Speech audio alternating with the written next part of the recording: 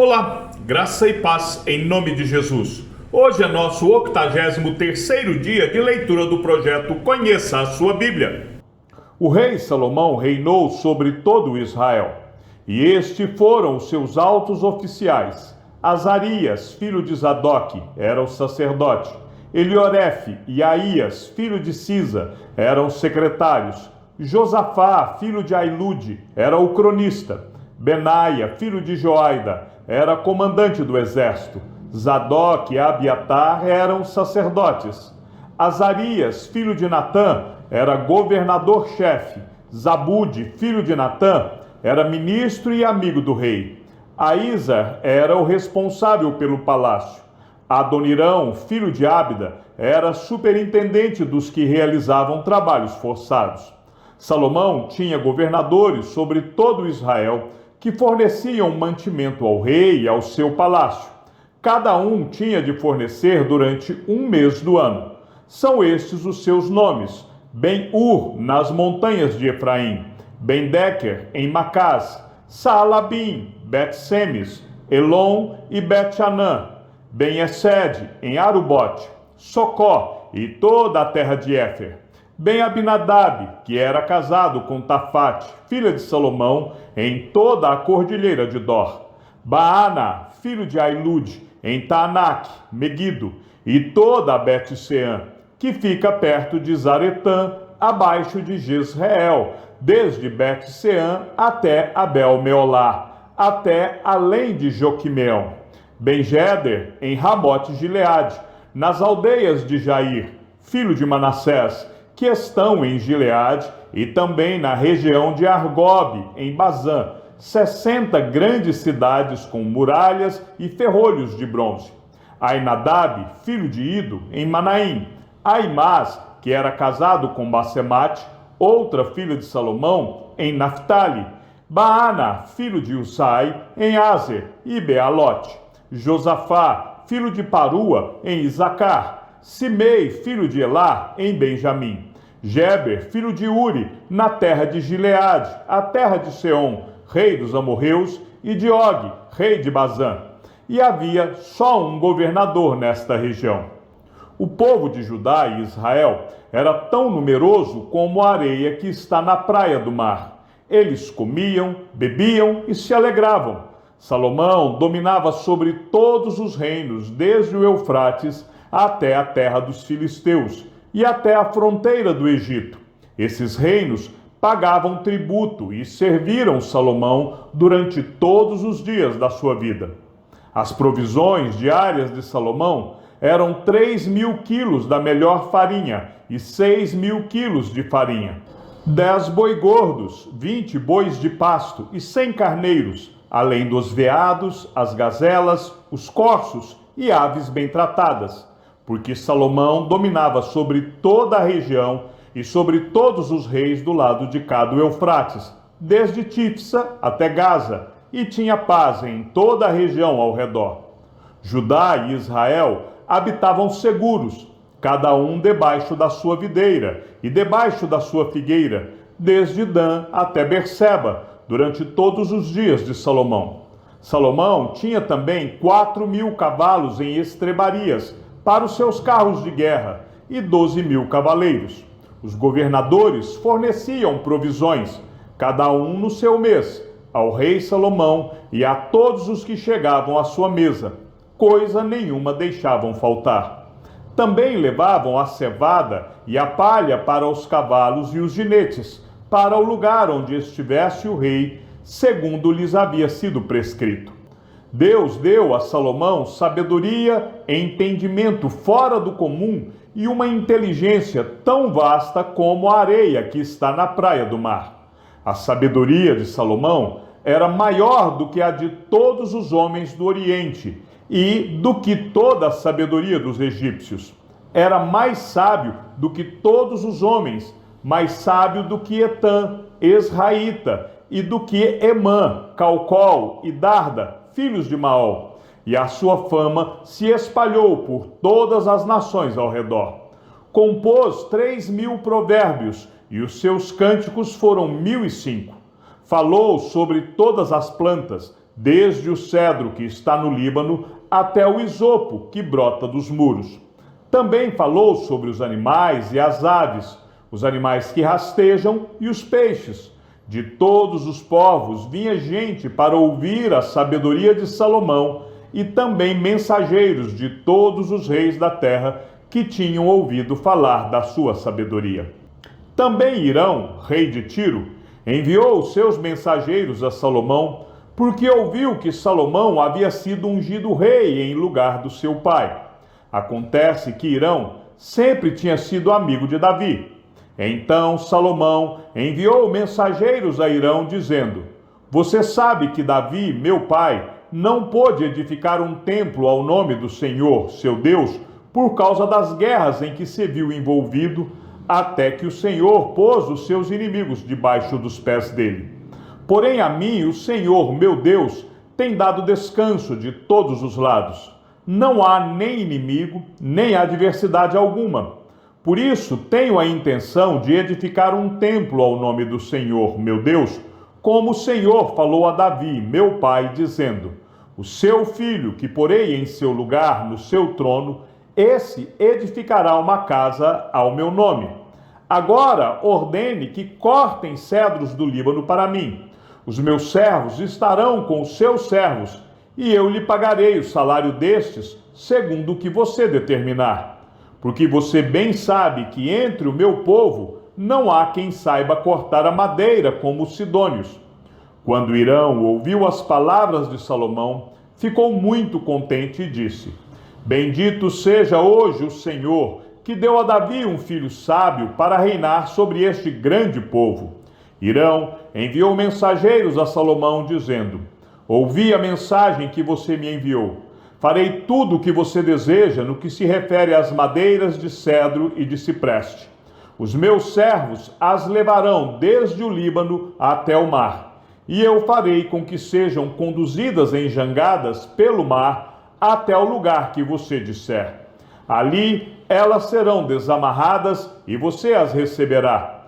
E você também fará a minha vontade, dando provisões à minha casa.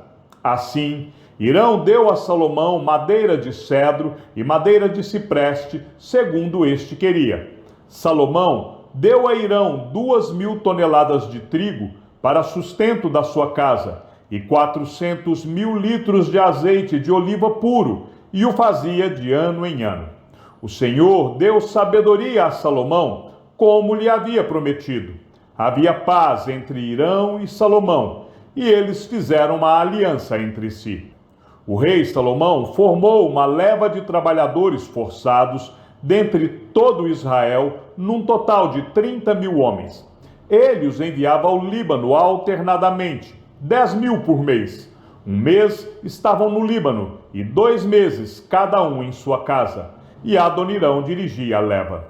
Salomão tinha também 70.000 que levavam as cargas, e 80.000 que talhavam pedra nas montanhas, além dos chefes oficiais de Salomão, em número de 3.300, que dirigiam a obra e davam ordens ao povo que a executava. O rei mandou que trouxessem pedras grandes, pedras preciosas e pedras lavradas para os alicerces do templo. Os edificadores de Salomão e os de Hirão e os giblitas cortaram as pedras e prepararam a madeira e as pedras para edificar o templo. No ano 480, depois que os filhos de Israel saíram do Egito, Salomão, no 4º ano do seu reinado sobre Israel, no mês de Zive, que é o 2º mês, começou a edificar a casa do Senhor. O templo que o rei Salomão edificou ao Senhor tinha 27 metros de comprimento, 9 de largura e 13,5 de altura. O pórtico à entrada do templo media 9 metros no sentido da largura do lugar santo, contra 4,5 de fundo. Para o templo, fez janelas de ripas fixas superpostas, contra a parede do templo, tanto do santuário como do Santo dos Santos. Edificou andares ao redor e fez câmaras laterais ao redor.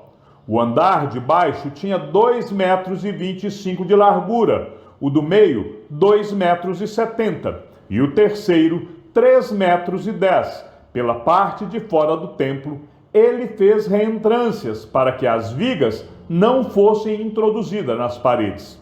O templo foi construído com pedras já preparadas nas pedreiras, de maneira que, durante a construção, não se ouviu nenhum barulho de martelo, machado ou qualquer outro instrumento de ferro. A porta da câmara do andar térreo ficava no lado sul do templo, e por uma escada se subia ao segundo andar, e deste ao terceiro. Assim, Salomão construiu o templo e o rematou, cobrindo-o com um tabuado de cedro. Os andares que edificou em volta do templo tinham 2,25 m de altura, cada um, e estavam ligados ao templo por meio de vigas de cedro. Então a palavra do Senhor veio a Salomão, dizendo: quanto a este templo que você está edificando, se você andar nos meus estatutos e executar os meus juízos, e guardar todos os meus mandamentos, andando neles, cumprirei para com você a minha palavra, a qual falei a Davi, seu pai. E habitarei no meio dos filhos de Israel, e não abandonarei o meu povo. Assim Salomão construiu o templo e o rematou. Também revestiu as paredes do templo por dentro com tábuas de cedro, desde o soalho até o teto. Cobriu as paredes com madeira por dentro e cobriu o piso do templo com tábuas de cipreste. Revestiu também os 9 metros dos fundos do templo com tábuas de cedro, desde o chão até o teto. E esse interior ele constituiu em santuário, a saber, o Santo dos Santos. O santo lugar do templo media 18 metros de comprimento. O cedro do templo, por dentro, era enfeitado com entalhes de frutos e flores abertas. Tudo era cedro, não se via nenhuma pedra. No mais interior do templo, preparou o Santo dos Santos para nele colocar a arca da aliança do Senhor. O Santo dos Santos tinha 9 metros de comprimento, 9 de largura e 9 de altura. Cobriu de ouro puro. Cobriu também de ouro o altar de cedro. Por dentro, Salomão revestiu o templo de ouro puro e fez passar correntes de ouro por dentro do Santo dos Santos, que também havia revestido de ouro. Assim, revestiu de ouro todo o interior do templo e também todo o altar que estava diante do Santo dos Santos. No Santo dos Santos, Salomão fez 2 querubins de madeira de oliveira, cada um com 4,5 metros de altura. Cada asa de um querubim media 2,25 m. Portanto, de uma a outra extremidade de suas asas havia 4,5 metros. Assim, o outro querubim também era de 4,5 metros. Ambos os querubins tinham a mesma medida e a mesma forma. A altura de um querubim era de 4,5 metros, e essa era também a altura do outro. Ele pôs os querubins no mais interior do templo. Os querubins estavam de asas estendidas, de maneira que a asa de um tocava numa parede, e a asa do outro tocava na outra parede, e as suas asas no meio da sala tocavam uma na outra, e cobriu de ouro os querubins. Em todas as paredes ao redor do templo, tanto na parte mais interior como na parte exterior, Salomão mandou esculpir entalhes de querubins, palmeiras e flores abertas. Também revestiu de ouro o soalho, tanto na parte mais interior do templo como na parte exterior. Para a entrada do Santo dos Santos, fez uma porta dupla de madeira de oliveira. A verga com as ombreiras formavam um portal pentagonal. Assim, fabricou de madeira de oliveira 2 portas e mandou esculpir nelas entalhes de querubins, de palmeiras e de flores abertas. A estas, como as palmeiras e os querubins, revestiu de ouro. Para a entrada do santo lugar, fez batentes de madeira de oliveira, entrada quadrilateral, cujas 2 portas eram de madeira de cipreste, e as 2 tábuas de cada porta eram dobradiças. e mandou esculpir nelas entalhes de querubins, de palmeiras e de flores abertas, e revestiu esses entalhes de ouro. Também edificou o átrio interior de 3 ordens de pedras cortadas e de 1 ordem de vigas de cedro. No 4º ano, no mês de Zive, foi lançado o fundamento da casa do Senhor. E no 11º ano, no mês de Bul, que é o 8º mês, o templo foi concluído com todas as suas dependências, tal como devia ser. Salomão levou 7 anos para edificá-lo. Salomão construiu o seu palácio e levou 13 anos para concluí-lo. Ele construiu a casa do bosque do Líbano, de 44 metros de comprimento, 22 de largura e 13,5 de altura, sobre 4 fileiras de colunas de cedro e vigas de cedro sobre as colunas. A cobertura era de cedro, abrangendo as câmaras laterais em número de 45, apoiadas em colunas, distribuídas em 3 fileiras de 15. Havia janelas em 3 fileiras, umas em frente às outras, agrupadas de 3 em 3. Todas as portas e janelas eram quadradas, ficando umas em frente das outras, em 3 fileiras. Depois, fez o salão das colunas, de 22 metros de comprimento e 13,5 de largura. Havia um pórtico de colunas diante dele, e uma área coberta na frente do pórtico. Também fez a sala do trono, a saber, a sala do julgamento, onde Salomão julgava. Ela era revestida de cedro, desde o chão até o teto. A casa em que haveria de morar, ele fez em outro pátio, atrás da sala do trono, e era uma obra semelhante à anterior. Salomão também fez uma casa semelhante à sala do trono para a filha de Faraó, que havia tomado por mulher. Todas estas construções eram de pedras valiosas, cortadas sob medida, serradas para o lado de dentro e para o lado de fora, e isto desde os alicerces até as beiras do teto, e por fora até o átrio maior. Os alicerces eram de pedras valiosas, pedras grandes, pedras de 4,5 metros e pedras de 3,5 metros. Por cima delas, pedras valiosas, cortadas sob medida, e cedros. Ao redor do grande átrio havia 3 fileiras de pedras cortadas, e uma fileira de vigas de cedro. Assim era também o átrio interior da casa do Senhor e o pórtico daquela casa. O rei Salomão enviou mensageiros que trouxessem de Tiro um homem chamado Hirão. Ele era filho de uma viúva, da tribo de Naphtali, e o pai dele, já falecido, era um homem de Tiro que trabalhava em bronze.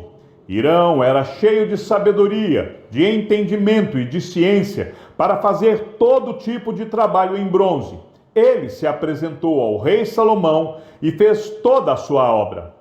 Hirão fundiu 2 colunas de bronze. A altura de cada uma era de 8 metros e um fio de 5,40 metros era a medida de sua circunferência. Também fez 2 capitéis de bronze para pôr sobre o alto das colunas. A altura de cada um deles era de 2,20 metros. Havia obra de rede e ornamentos torcidos em forma de corrente para os capitéis que estavam sobre o alto das colunas, 7 para um capitel e 7 para o outro. Fez também romãs em 2 fileiras por cima de uma das obras de rede, para cobrir o capitel no alto da coluna. O mesmo fez com o outro capitel. Os capitéis que estavam no alto das colunas tinham o formato de lírios, como na sala do trono, e tinham 1,80 metros de altura. Perto do bojo, próximo à obra de rede, os capitéis que estavam no alto das 2 colunas tinham 200 romãs, dispostas em fileiras ao redor, sobre um e outro capitel. Depois levantou as colunas no pórtico do templo. Tendo levantado a coluna da direita, deu-lhe o nome de Jaquim, e tendo levantado a coluna da esquerda, deu-lhe o nome de Boaz. No alto das colunas estava a obra na forma de lírios, e assim foi terminado o trabalho das colunas. Hirão fez também o mar de fundição, redondo, de 4,5 metros de uma borda até a outra, e de 2,20 metros de altura, e um fio de 13,5 metros era a medida de sua circunferência. Por baixo da sua borda, ao redor, havia ornamentos em forma de cabaças, 10 a cada meio metro. Estavam em 2 fileiras, fundidas quando se fundiu o mar de fundição. O mar de fundição se apoiava sobre 12 touros de bronze. 3 olhavam para o norte, 3 para o oeste, 3 para o sul e 3 para o leste. O mar de fundição se apoiava sobre eles, cujas partes posteriores convergiam para dentro. A grossura das paredes desse mar era de 4 dedos, e a sua borda, como borda de copo, era como uma flor de lírio. Nele cabiam cerca de 40.000 litros. Hirão fez também 10 suportes de bronze. Cada um media 1,80 m de comprimento, 1,80 m de largura e 1,30 m de altura. Os suportes eram do seguinte modo: tinham painéis que estavam entre molduras, nos quais havia leões, bois e querubins. Nas molduras de cima e de baixo dos leões e dos bois pendiam grinaldas decorativas. Cada suporte tinha 4 rodas de bronze e eixos de bronze. Os seus 4 pés tinham apoios debaixo da pia, apoios fundidos, e ao lado de cada um havia grinaldas decorativas. A boca dos suportes estava dentro de uma guarnição que media 45 centímetros de altura. A boca era redonda, como a obra de um pedestal, e tinha 67 centímetros de diâmetro. Também nela havia entalhes, e os seus painéis eram quadrados, não redondos. As 4 rodas estavam debaixo dos painéis, e os eixos das rodas formavam uma peça com o suporte. Cada roda tinha 67 centímetros de altura. As rodas eram como as de um carro. Os seus eixos, aros, raios e cubos eram todos fundidos. Havia 4 apoios aos 4 cantos de cada suporte, que com este formavam uma peça. No alto de cada suporte havia um cilindro de 22 centímetros de altura. Também no alto de cada suporte, os apoios e painéis formavam uma só peça com ele. Na superfície dos seus apoios e dos seus painéis, gravou querubins, leões e palmeiras, segundo o espaço de cada um, com grinaldas ao redor. Deste modo, fez os 10 suportes. Todos tinham a mesma fundição, o mesmo tamanho e o mesmo entalhe. Hirão também fez 10 pias de bronze, em cada uma cabiam cerca de 800 litros e cada uma tinha 1,80 m de diâmetro. Sobre cada um dos 10 suportes estava uma pia. Pôs 5 suportes à direita do templo e 5 à esquerda. Porém, o mar ele pôs ao lado direito do templo, para o lado sudeste. Depois Hirão fez os caldeirões, as pás e as bacias. E assim ele terminou de fazer toda a obra para o rei Salomão, para a casa do Senhor. As 2 colunas, os 2 capitéis redondos que estavam no alto das colunas, as 2 redes para cobrirem os 2 capitéis redondos que estavam no alto das colunas, as 400 romãs para as 2 redes, isto é, 2 fileiras de romãs para cada rede, para cobrirem os 2 capitéis redondos que estavam no alto das colunas, os 10 suportes e as 10 pias sobre eles, o mar de fundição com os 12 touros por baixo, os caldeirões, as pás e as bacias. Todos estes utensílios que Hirão fez para o rei Salomão, para a casa do Senhor, eram de bronze polido. O rei os fez fundir em terra barrenta, na planície do Jordão, entre Sucote e Zaretã. Salomão deixou de pesar todos os utensílios devido ao seu excessivo número, não se verificando, portanto, o peso do bronze.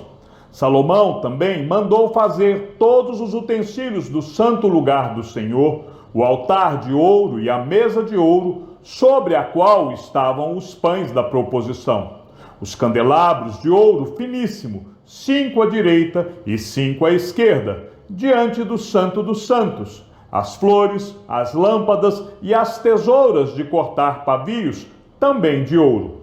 Também as taças, os apagadores, as bacias, os recipientes para incenso e os braseiros, de ouro finíssimo, as dobradiças para as portas da casa interior, que é o Santo dos Santos, e as das portas do santo lugar do templo, também de ouro. Quando o rei Salomão terminou toda a obra que fez para a casa do Senhor, trouxe as coisas que Davi, seu pai, havia dedicado: a prata, o ouro e os utensílios. Salomão pôs tudo isso entre os tesouros da casa do Senhor. Chegamos ao fim da leitura do 83º dia. Que o Senhor seja com o teu espírito e que a graça seja com todos os que amam sinceramente a nosso Senhor Jesus Cristo.